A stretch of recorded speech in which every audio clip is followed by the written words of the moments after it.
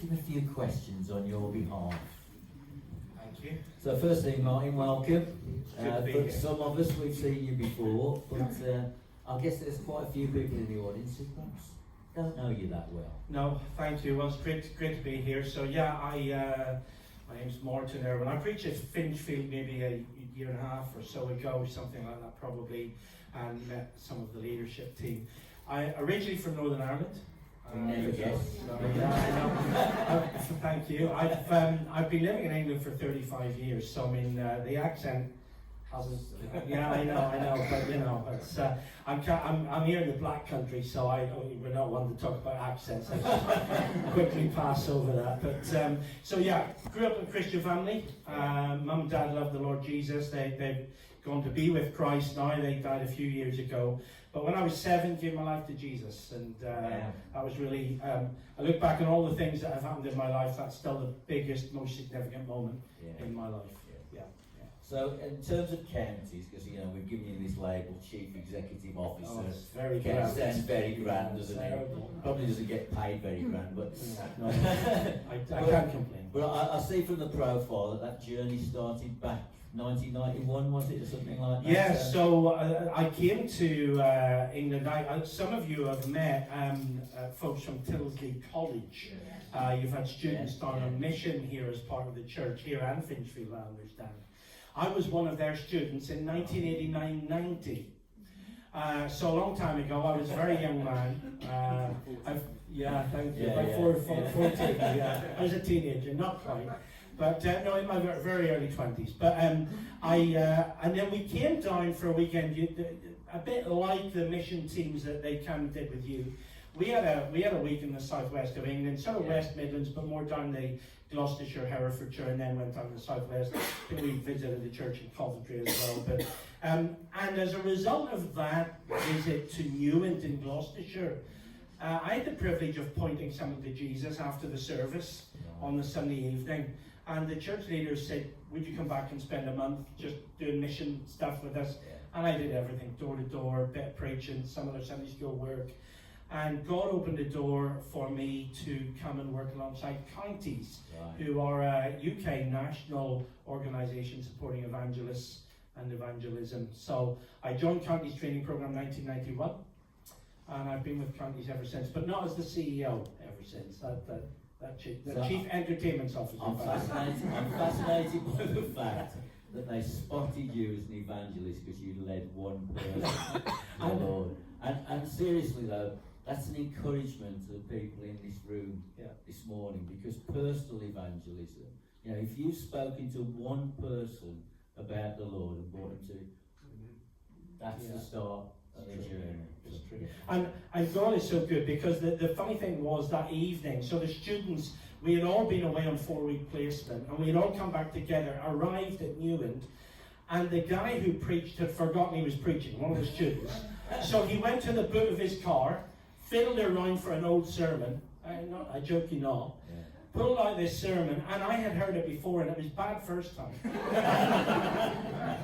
And it wasn't much better that night. And I was chairing the service, but the church had been praying for someone they'd been praying for a long time. And after the service, that man, his name is Andrew, he was at our conference last week actually. Not this Andrew. Oh. We're still praying for you. This will encourage you to keep praying for him. This guy Andrew just came up to me and he said, God really spoke to me tonight. And I wanted to say, how on earth? But God is amazing, and through our frailty, our brokenness, our stumbling words, God still works. So I think the key thing is to be available and be faithful. Yeah, fantastic. Okay, so counties itself, so you know, I've said counties UK, and again, not everybody in the room will be familiar with what counties are about and what they do, so briefly to share that. Been around for a long time, so it could be a long share.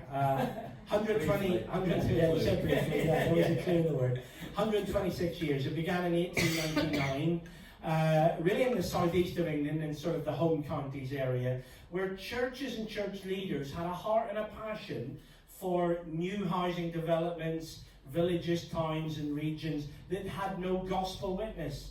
There was no gospel chapel, no Christian church preaching the gospel.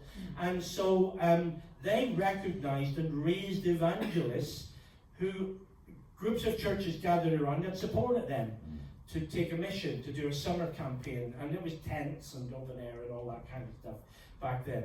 Counties still supports evangelists. Many of them are in church planting situations, like Andy here. We've got about 40 evangelists and church planters all across England and Wales.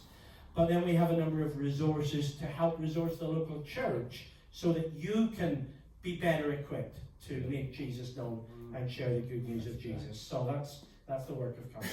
Okay, so last question. Yep. So what do you see as the priority for the church in the UK today?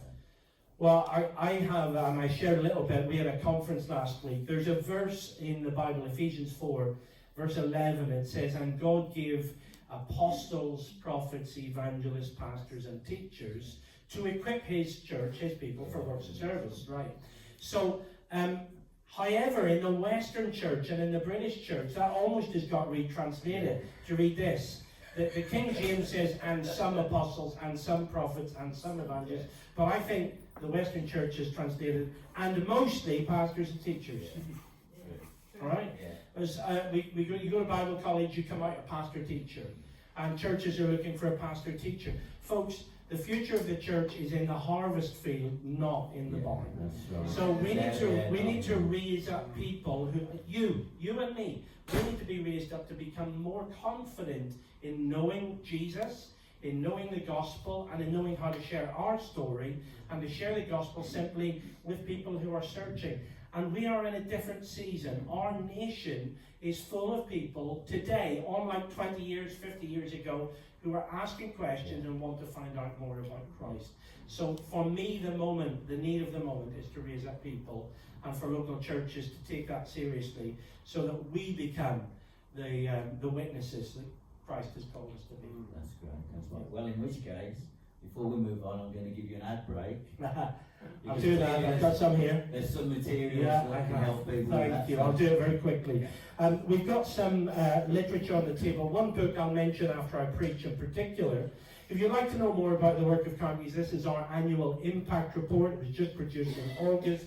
So that is an overview of the work of County through the last year. And it's full of great stories. It's not just facts and figures. It's great stories of people's lives changed through the work that God is doing through his church.